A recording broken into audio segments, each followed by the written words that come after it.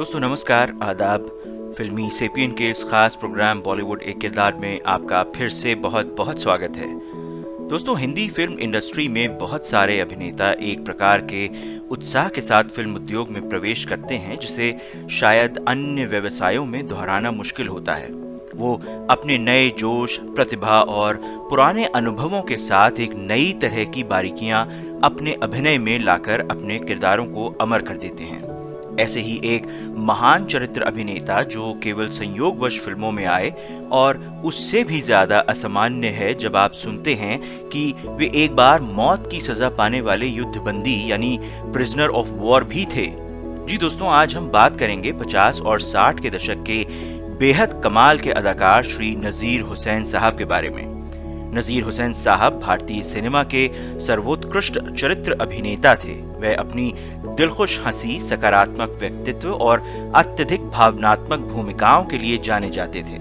जब भी कोई अभिनेता नजीर हुसैन साहब को याद करता है तो उन्हें एक प्यार भरा, भावुक और दयालु व्यक्ति तुरंत दिमाग में आता है। इमोशनल सीन पर रोने की अपनी महान क्षमता के लिए जाने जाने वाले नजीर हुसैन साहब को इंडस्ट्री में आंसुओं का कनस्तर भी कहा जाता था।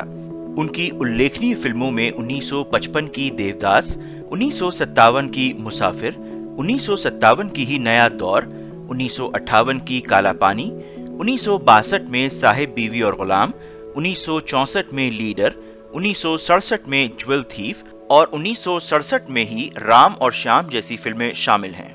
नजीर हुसैन साहब का जन्म 15 मई 1922 को उत्तर प्रदेश के गाजीपुर के पास उसिया गांव में हुआ था, जो दिलदार नगर शहर के पास था।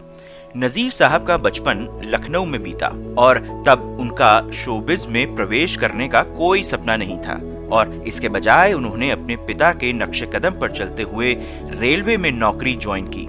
उनके पिता शहबजाद खान साहब रेलवे में गार्ड के रूप में काम करते थे और नजीर साहब ने भी रेलवे ज्वाइन करके वहां फायरमैन के रूप में काम किया। द्वितीय विश्व युद्ध के दौरान जब वे अपनी किशोर अवस्था से बाहर ही निकले थे, नजीर साहब 1940 के दशक में ब्रिटिश भारतीय सेना में शामिल हो गए और उन्हें मलेशिया और सिंगापुर में तैनात किया गया, जहां उन्हें बंदी बना लिया गया।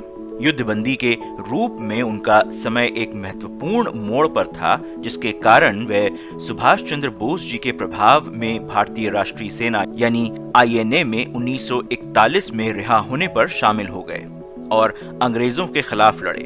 उनकी क्रांतिकारी गतिविधियों के लिए ब्रिटिश राज ने उन्हें देशद्रोही घोषित कर दिया और उनको पकड़ भी लिया गया और वह वर्षों तक घर नहीं लौटे। उनके परिवार ने उन्हें मृत भी मान लिया था, लेकिन एक दिन अंग्रेज इन्हें ट्रेन से दूसरे शहर ले जा रहे थे तो अपने गांव के स्टेशन पर चिट्ठी फेंककर ये सूचना घर वालों तक भिजवाई कि वे जिंदा हैं। अंग्रेजों के खिलाफ आवाज उठाने पर एक बार इन्हें फांसी की सजा भी सुनाई गई थी। नजीर साहब को लाल किले में फांसी दी जाने वाली थी, लेकिन रास्ते में ही दोस्तों ने अंग्रेजों की गाड़ी पर हमला कर इन्हें बचा लिया। आजादी के बाद ही हुसैन साहब को आजाद किया गया और वह अपने परिवार से दोबारा मिल पाए। आजादी के बाद उन्हें स्वतंत्रता सेनानी का दर्जा और आजीवन रेलवे पास भी मिला। देश आजादी के बाद नजीर साहब के पास कोई काम नहीं था। कुछ समय बाद नेताजी सुभाष चंद्र बोस जी ने उनकी मदद करते हुए उन्हें अपने भाई शरद चंद्र बोस के पास भेज दिया, जो कोलकाता में नाटक लिखा करते थे। नजीर साहब ने कोलकाता में शरद साहब के लिए नाटक लिखने शुरू कर दिए, जो हिट हुआ करते थे। शरद साहब ने नजीर साहब की मुलाकात BN सरकार साहब से करवाई, जिन्होंने 40 के दशक के आखिर में production company new theatre company बनाई थी। काम पसंद आने पर BN सरकार साहब ने नजीर साहब को साथ में काम करने का मौका दिया। नजीर साहब नाटक लिखते थे और साथ ही में उनमें अभिनय भी करते थे। एक दिन प्ले देखने पहुंचे बिमल रॉय साहब को नजीर साहब का काम काफी पसंद आया। बिमल रॉय साहब नेताजी सुभाष चंद्र बोस और INA पर एक फिल्म का निर्माण करने वाले थे और बिमल रॉय साहब नजीर साहब की पर्सनालिटी, आवाज और उच्चारण से बेहद प्रभावित होकर उनको 1950 की फिल्म पहला आदमी में कास्ट करना चाहते थे, लेकिन हुसैन साहब ने इसमें ज्यादा उत्साह नहीं दिखाया। लेकिन कुछ झिझक के बाद उन्होंने ये फिल्म की, जो कि कामयाब रही। जिसने हुसैन साहब के करियर को नई दिशा दी। वह बाद में बिमल रॉय साहब के सहायक भी बन गए। इस फिल्म ने उन्हें स्टार बना दिया और फिर वह बिमल रॉय की फिल्मों में स्थायी रूप से शामिल हो गए। इस फिल्म ने न केवल उनके अभिनय क्षमता बल्कि एक लेखक और संवाद सहलेखक के रूप में उनके कौशल को भी प्रदर्शित किया। डायलॉग और स्क्रीन प्ले लिखने के साथ वो बिमल रॉय साहब की लगभग हर फिल्म में अभिनय भी किया करते थे। बिमल रॉय साहब की सभी फिल्मों में स्थायी भूमिका निभाते हुए नजीर हुसैन साहब ने जल्द ही एक चरित्र अभिनेता के रूप में अपने लिए एक जगह बना ली। 1950 और 1980 के दशक के बीच उन्होंने 1955 में देवदास, 1957 में नया दौर, 1960 में अनुराधा, 1960 में ही परख, 1961 में गंगा जमुना, 1964 में कश्मीर की कली और 1964 की ही फिल्म लीडर जैसी कई सफल फिल्मों में अभिनय किया। हालांकि उन्हें अक्सर असहाय व्यक्ति के रूप में टाइपकास्ट किया जाता था, फिर भी उन्होंने 500 से अधिक फिल्मों में विभिन्न प्रकार की भूमिकाएं निभाई।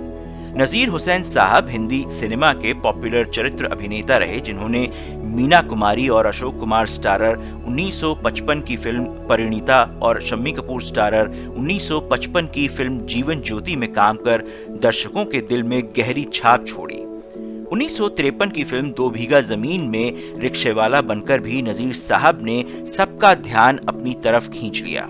अगले 3 दशकों में उन्होंने दो बीघा जमीन, साहिब बीवी और गुलाम, ज्वेल थीफ, धर्मात्मा और अमर अकबर एंथनी जैसी कई हिट फिल्मों में काम किया। उनकी कुछ शुरुआती फिल्मों में 1953 की जीवन ज्योति, 1954 की बाप बेटी, 1955 की बंदिश, 1955 की ही 3 भाई, 1956 में नई दिल्ली, 1958 में रागिनी, 1958 की ही फिल्म परवरिश, 1958 की ही एक और सुपरहिट फिल्म काला पानी, 1959 की फिल्म इंसान जाग उठा जैसी कई फिल्मों में उन्होंने बेहतरीन काम किया। 1955 की हिंदी फिल्म मुनीम जी अभिनेता देवानंद साहब के साथ उनकी पहली फिल्म थी। इस फिल्म की पटकथा और संवाद नजीर हुसैन साहब के ही थे। सुबोध मुखर्जी साहब ने इसमें निर्देशन किया था और देवानंद साहब ने इसमें अभिनय, और महान संगीतकार निर्देशक एस.डी. बर्मन साहब ने इसका संगीत दिया था। इस टीम ने दोबारा 1957 में एक और फिल्म पेइंग गेस्ट का निर्माण करने के लिए सहयोग किया। हुसैन साहब की फिल्मोग्राफी बहुत विशाल है। उनके खाते में लगभग 500 से अधिक फिल्में हैं। उन्होंने अपने 4 दशक के करियर में लगभग सभी शीर्ष अभिनेताओं, अभिनेत्रियों और फिल्म निर्माताओं के साथ काम किया। 1957 में नया दौर, 1960 में बम्बई का बाबू, 1961 में गंगा जमुना, 1961 की ही फिल्म छोटे नवाब, 1962 में साहिब बीबी और गुलाम, 1962 में अनपढ़ और असली नकली जैसी फिल्मों में उनकी भूमिकाएं बेहतरीन रहीं। 1963 की फिल्म बहुरानी, 1964 में कश्मीर की कली और लीडर, 1964 में ही आई मिलन की बेला, 1965 में आरजू, 1967 में ज्वेल थीफ और राम और श्याम, 1968 में आंखें, 1969 में आया सावन झूम के, 1970 में प्रेम पुजारी और कटी पतंग, 1971 में शर्मीली और भी बहुत फिल्में रहीं जहां उन्होंने अपने अभिनय का लोहा मनवाया। यहाँ 1960 में बनी बिमल रॉय की फिल्म परख का जिक्र करना जरूरी है, जिसमें नजीर हुसैन साहब ने मोतीलाल जी के साथ स्क्रीन साझा किया था। इसमें नजीर साहब ने ऐसे व्यक्ति का किरदार निभाया था जो कि एक ईमानदार पोस्टमैन है, जिसको 5 लाख का गुमनाम चेक मिलता है, जो इसे गांव के लोगों के लाभ के लिए उपयोग करेगा। यह फिल्म एक साधारण प्रेम कहानी के साथ जुड़ी हुई थी और कहानी के विभिन्न मोड़ों के माध्यम से लोकतंत्र पर एक व्यंग्यात्मक टिप्पणी भी थी। इसमें नजीर साहब ने अपने अभिनय से लोगों का मन मोह लिया था। अधिकांश लोग इस बात से अनजान हैं कि नजीर हुसैन साहब ने भोजपुरी सिनेमा की स्थापना में महत्वपूर्ण भूमिका भी निभाई थी।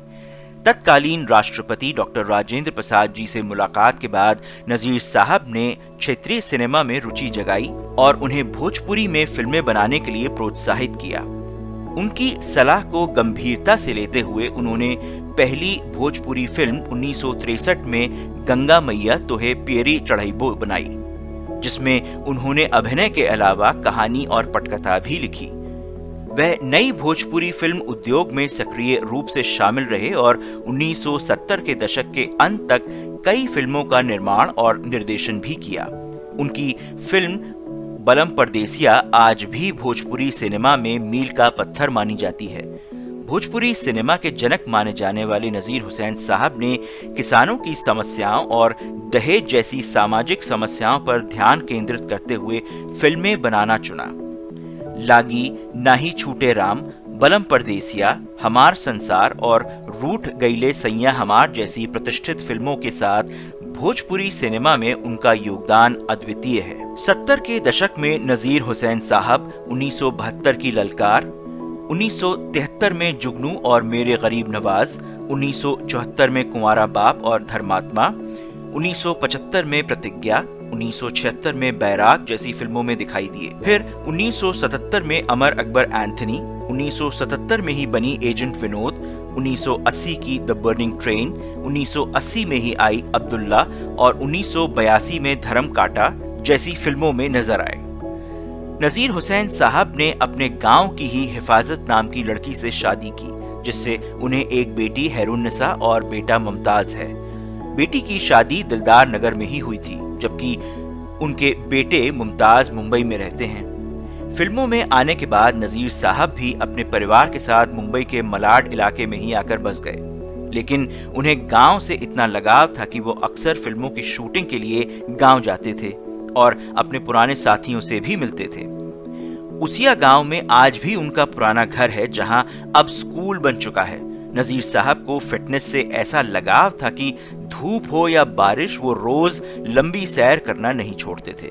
1987 में नजीर साहब भोजपुरी फिल्म टिकुलिया चमके के लिए आधी रात में काम कर रहे थे। 16 अक्टूबर की देर रात उन्हें दिल का दौरा पड़ा और घर में ही उनकी मौत हो गई। 1950 से लेकर 1987 तक नजीर हुसैन साहब ने करीब 500 फिल्मों में काम किया, डायलॉग्स लिखे, स्क्रीन प्ले तैयार किया। 1963 में नजीर साहब ने भोजपुरी इंडस्ट्री भी बनाई। हालांकि उनके इस योगदान के लिए उन्हें कभी भी किसी अवार्ड से सम्मानित नहीं किया गया। दोस्तों, आप भी एक्टर नजीर हुसैन साहब के बारे में कुछ और बातें साझा करना चाहें तो हमें कमेंट करके जरूर बताएं। और अगर नजीर हुसैन साहब से जुड़ी हुई ये जानकारियां आपको पसंद आईं तो इस वीडियो को लाइक, शेयर और सब्सक्राइब जरूर कीजिए और हमें कमेंट करके ये भी बताइए कि और किस मकबूल शख्सियत के बारे में आप जानना पसंद करेंगे। दोस्तों, अब आप हमसे YouTube के अलावा Instagram के जरिए भी जुड़ सकते हैं। इंस्टा हैंडल आप स्क्रीन पर देख सकते हैं। इसके अलावा अब फिल्मी सेपियन WhatsApp कम्युनिटी पर भी सक्रिय है। WhatsApp हैंडल भी आप स्क्रीन पर देख सकते हैं।